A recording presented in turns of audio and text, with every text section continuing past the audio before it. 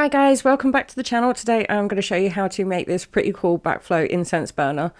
It's actually a really simple build. All you need is an old glass lampshade, the bottom of a can and some polymer clay. And if you want to, you can add in the wiring too. Obviously I didn't do my own wiring because I can't.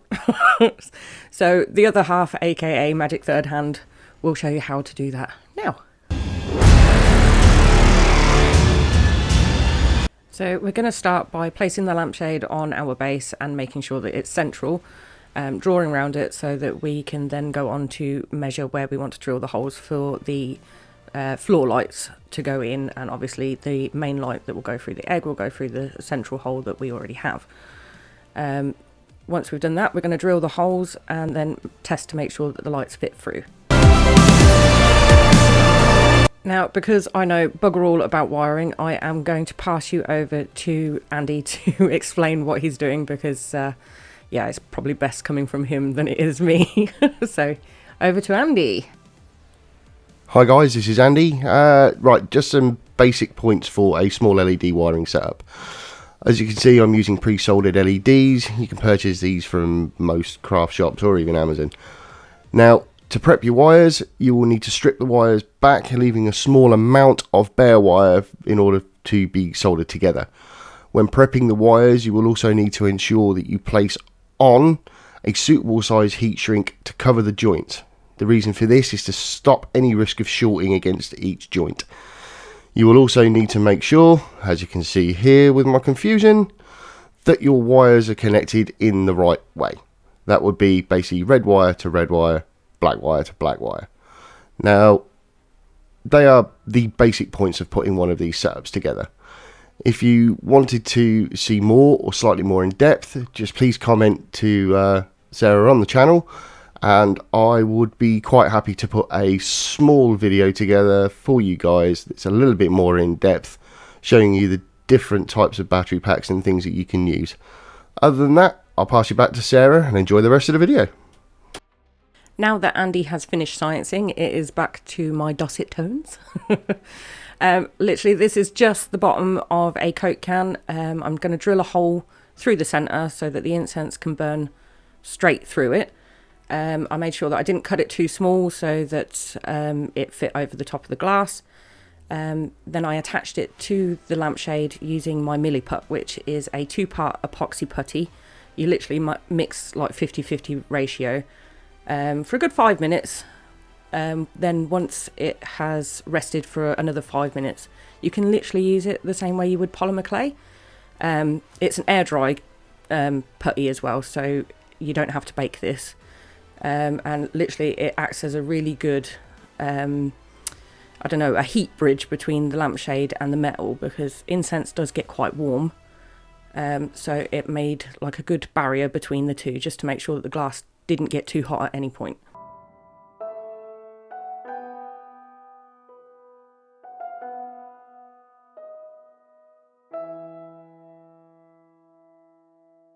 I wanted to give the green light, the centre light, a slightly better light dispersal rather than just a single point of light. So I tried to make a lens out of UV resin.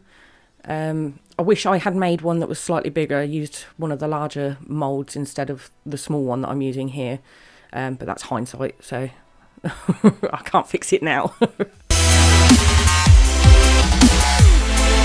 To make this central block for the lampshade to stand on, I am literally using a Amazon box because I don't like buying card. So yeah, I'm literally cutting up an Amazon box. I'm cutting the lower 3 slightly wider than my glass, and then the upper 3 slightly smaller than my glass, so that it has like a raised platform in the middle.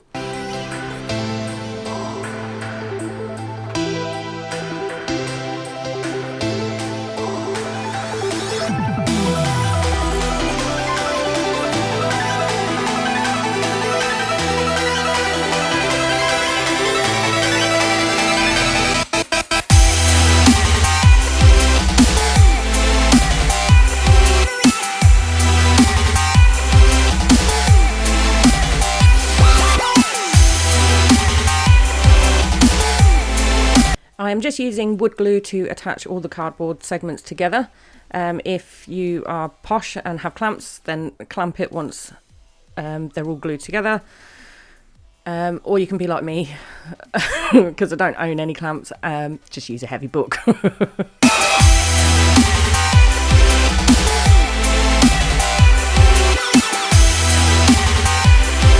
2 hours later.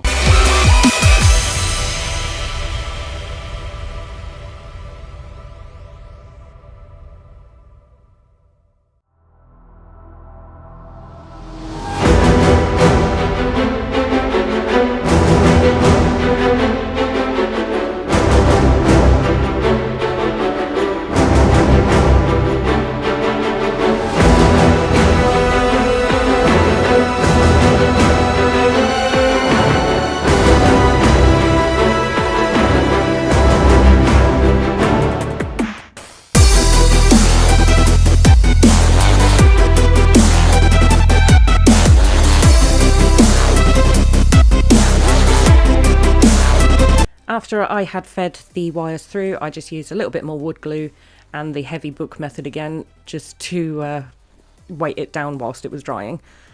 After that, I could go in and carve out the small valleys that I wanted in the cardboard, so that the smoke could get out of the tube once the incense was going, because otherwise you'll end up with one very, very smoky tube and you can't see your sculpture. So it needs a couple of little valleys just to allow some of the smoke to dissipate as it's burning.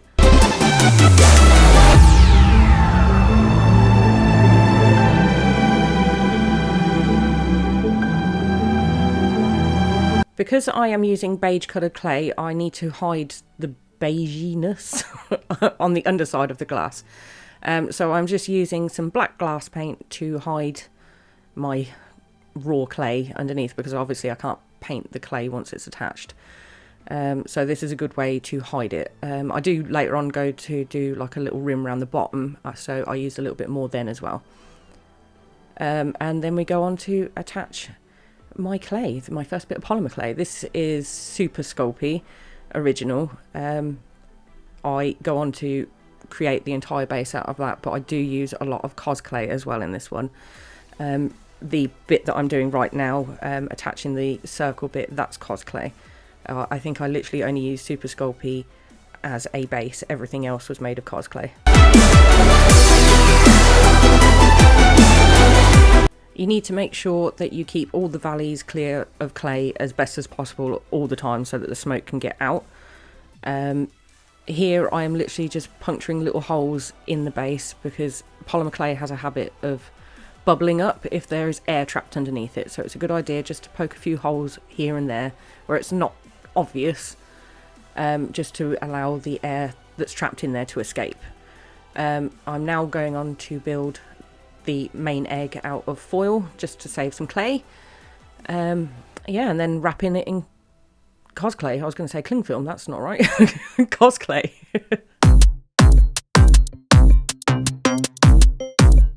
Sometimes when you have to build your armature direct onto the base, you can't always get like the perfect shape. So if that happens, then just use a little bit of extra clay and bulk out. My egg had a weird flat side to it, so I ended up putting a little bit of extra clay just to bulk it out and make it a bit more egg shaped. After that, I used a little bit of Primo translucent. I made it as thin as I dare make it in the centre, so the light could continue to get out. Obviously we don't want it becoming really, really dull. I did find that Primo and cos clay don't blend very well though.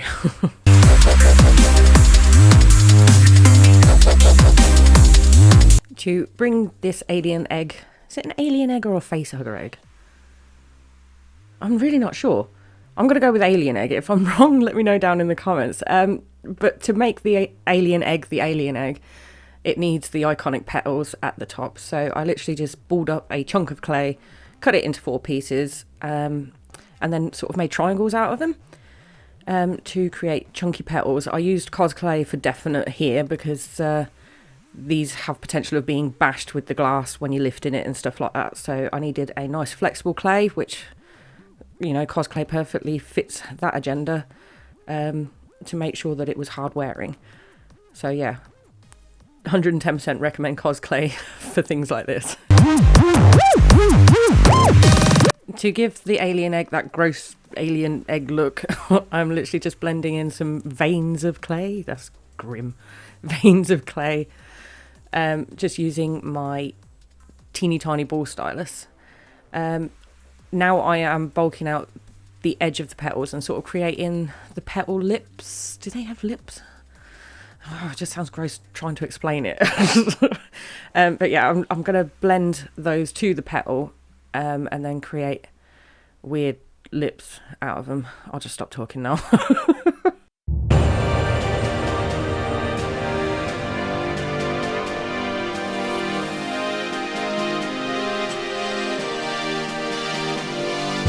Now is a good time to mention reference photos. When you're doing something that requires a lot of textures, it's a good idea to bring up reference photos. So I had a ton of alien egg references up on my computer just so that I could see like the insides of what these petals look like, and the textures that they have inside each petal and around the edge of the egg. It helps to know what you need to do to make it, you know, look genuinely like the real deal. So yeah, references. Definitely look up references.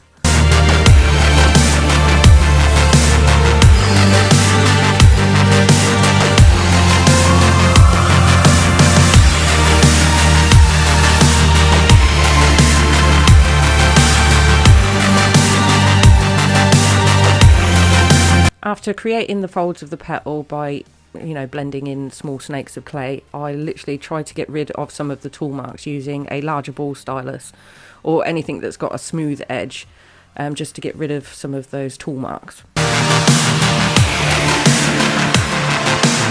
To create the scaly texture on the bottom of the egg, I am literally just balling up different amounts of clay and then sort of blending them in and flattening them down a little bit to the egg to create a more scale-like texture. It does take a little while, but the effort is worth it. It looks good at the end. Now, you might notice that sometimes my clay is going like this weird colour, and that is literally just where I am testing my incense burner throughout the build. It's a good idea to make sure that everything is still working as you're making it, because once you've baked it, you can't unmake it. So just keep checking. Yes, it turns your clay a weird colour, but once it's all painted, it really doesn't make a difference. And because I cover the egg in resin, it makes it quite easy to clean off should there be any build-up from the incense. So I wanted to make sure that Geiger made an appearance on this sculpture because the alien universe wouldn't exist without his extraordinary artwork. So I am trying to recreate some of his iconic tubey stuff. He loved his tubey bits and bobs. So I am just going to add that to this piece instead of the vines, which is what should be there. But, you know, I love Geiger, so this is my interpretation of his work.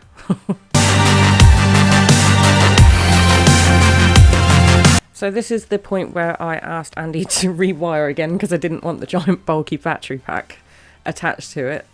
So he is just wiring in a smaller battery holder for me and a pretty cool little magnetic switch.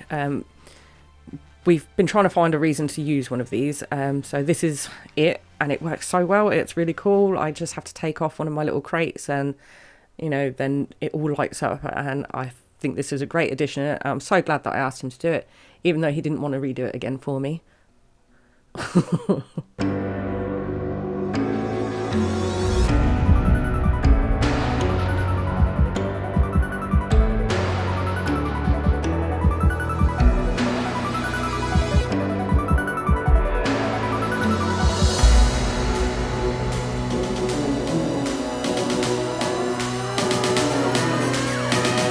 I had to find a way to hide the big bulky batteries, so I made a box out of Amazon boxes, covered that in cosplay, and then I went on to turn that into, I don't know, an 80s style computer console, to try and make it in keeping with the rest of the sculpture and a good way to hide the battery.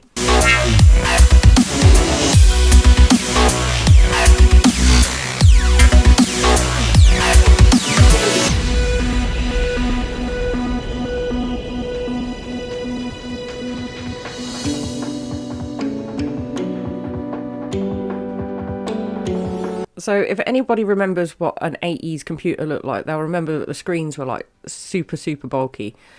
So I tried to recreate that. However, I feel like I just made a Minecraft Among Us character instead.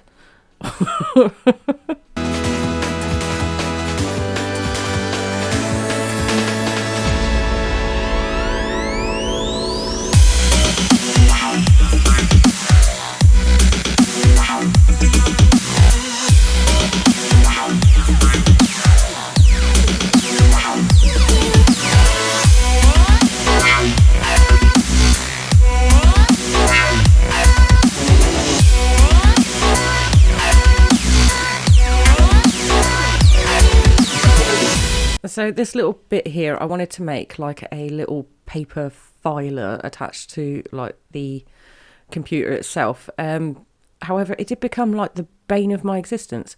I must have squashed this at least 15 times whilst picking this piece up, you know, just moving it about and stuff like that. So just, if you're going to make silly little delicate things like that, be careful where you put them because you will end up squishing it.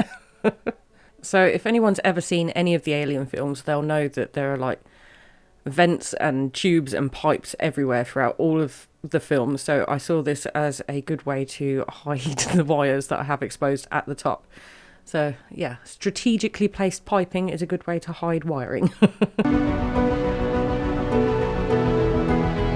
In keeping with like all of the films and the games and stuff like that, I needed to create grated flooring, which, you know, these little details is what makes a little diorama cool. So you really need to add them in. It might take a little while and be a little bit boring to spend ages creating grates, but it really does make it worth it.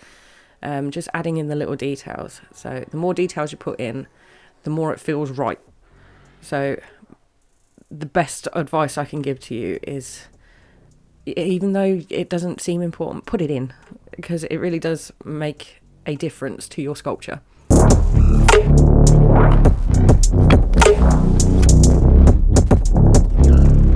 I probably should have pointed this out earlier, but whenever I'm attaching like my clay to any of the wood or the cardboard or anything else like that, I am using Sculpey's clay bake adhesive, not Bacon Bond. I remembered this week.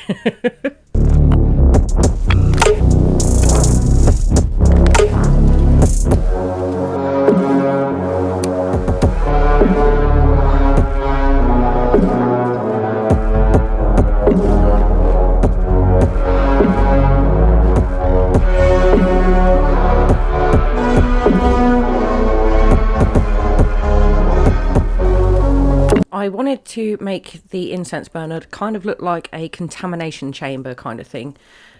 So I covered the top of the lampshade using my cos clay. I then also covered the milliput just to give it a smoother, cleaner edge. You don't actually have to do this if you don't want to, but I just wanted to give it a tidier look. Then I used my pin tool to add in some, I don't know, weird textures. Some sci-fi textures, let's put it that way. That's probably the better way to explain it.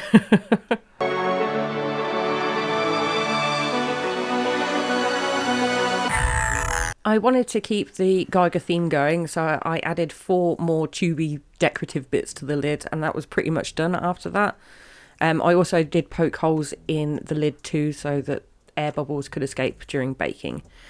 I then went on to make my crates. I made one that was fixed to the diorama and one that was removable. The removable one, I attached just the tiny battery in the bottom, so that I could use that as my on-off switch for the lighting.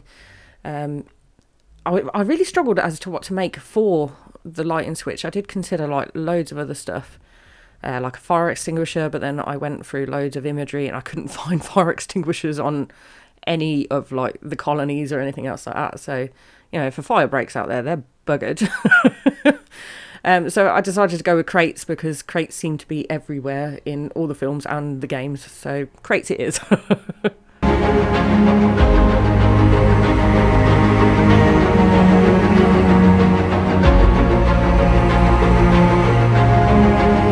I attached the tiny magnet before baking just to make sure that it had like a crevice for it to sit in. Once it was baked, I took the little magnet out and then made it permanent by gluing it in afterwards.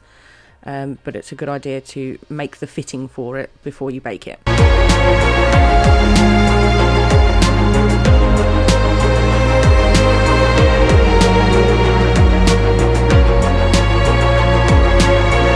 Now that we have finished making all of our little details, we are just going to glue down all of the ones that need gluing down using our bacon bond. So that's what I'm calling it from now on. I'm not trying to go with the other name.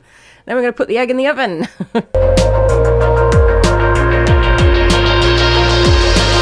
Now that it is time to paint, I am using a mixture of paints. I'm using my Peebo, my Daler-Rowney, there we are, I'd never say that right, and my Arteza paints.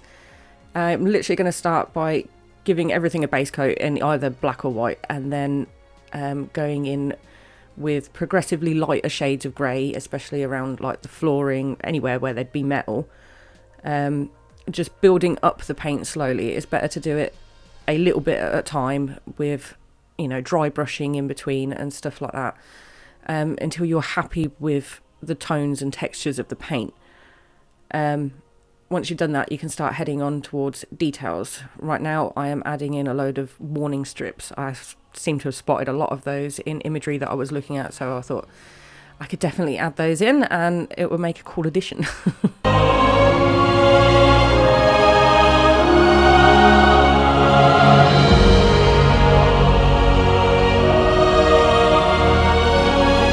I wanted to give the impression that the alien egg was being contained in a well-established colony, so I decided to add rust around certain parts, around the edges of floor grates and stuff like that by dabbing on a very fine amount of Mars brown, which is a lovely rusty orangey browny colour.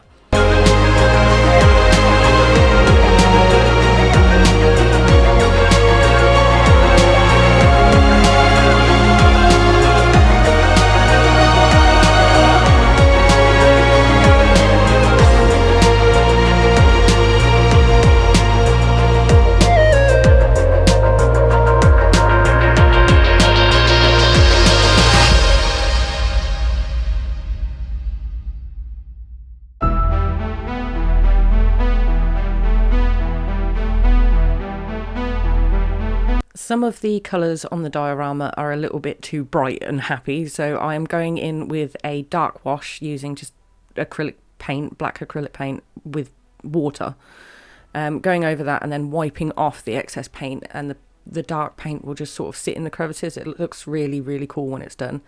And then I'm going in with a very fine paintbrush and some silver paint along the edges, so it kind of looks like these boxes and crates and the flooring has been scraped against stuff, leaving the metal exposed from underneath the paint.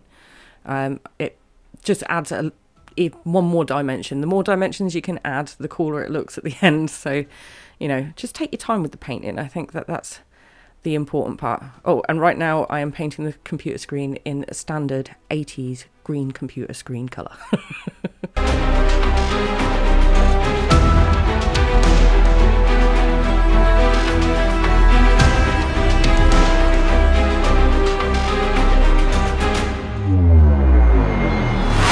Now it's time to paint the centerpiece of the diorama. I am using this lovely olive green. Because I'm painting it on the black, it won't come up like really, really, really olive green. It kind of keeps it muted. Once I've done that, I'm going to go on and paint the petals whilst I'm waiting for the olive green to dry. I created this horrendous browny pinky colour, mixing apricot with brown. I'm using this as my base coat for the petals. I will progressively add lighter shades of that god-awful brown and a few pinks as well, just to create that earthy, fleshy, organic tone to the egg.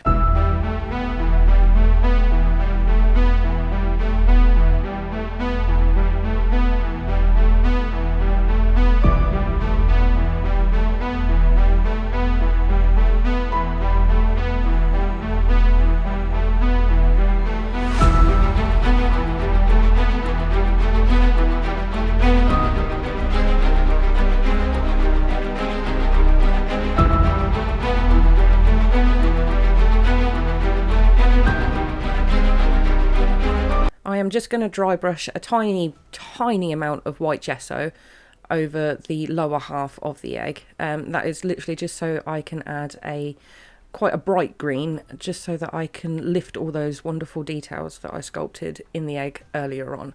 I think it brings out the egg and brings out some of those details that can get lost in all those dark colours.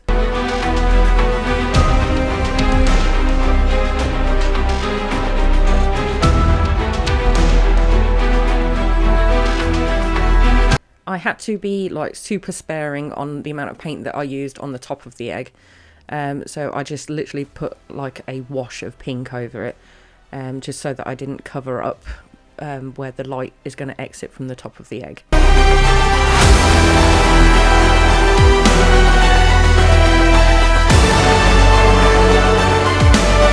To give my egg that gross shiny coat that it seems to have in all the images, they really are gross looking.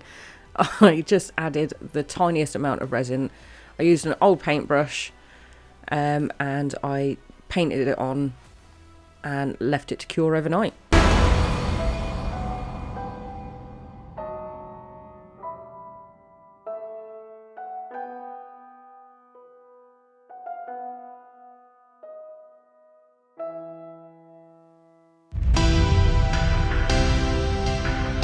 Once I had finished painting all of the resin over the egg, I literally just took like a cooker lighter around all of the resin just to pop any air bubbles that might be forming. 2,000 years later. Now, I class this as my secret weapon, and I think that it honestly makes this egg look as cool as it does. All I did literally is pour a little bit of liquid latex into like a container, because don't use paintbrushes, it's really hard to get off. And then dabbed it on with my finger. Then, because I'm impatient, I used a hairdryer to dry it. You can wait. And then once you've done that, literally just gently rub your sculpture and you'll start getting like these wonderful organic stringy bits that you'll see in all pictures of alien eggs. And I think that this works so well and really does make it come alive. It's very cool.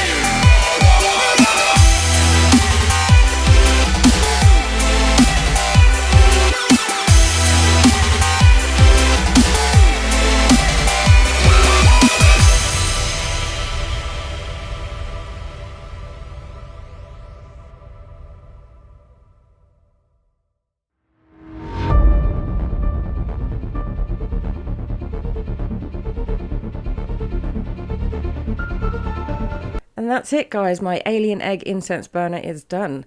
If you like this video, then please take a minute to like or comment, or even better, subscribe. I do love a new subscriber. Share this content with other people, because it really does help my channel grow. And the more it grows, the better things I can make and come up with and share with you guys. So thank you very much. If you have watched this all the way through, you are legends, as always. And I guess I will see you in the next one, guys. I'll catch you later. Bye.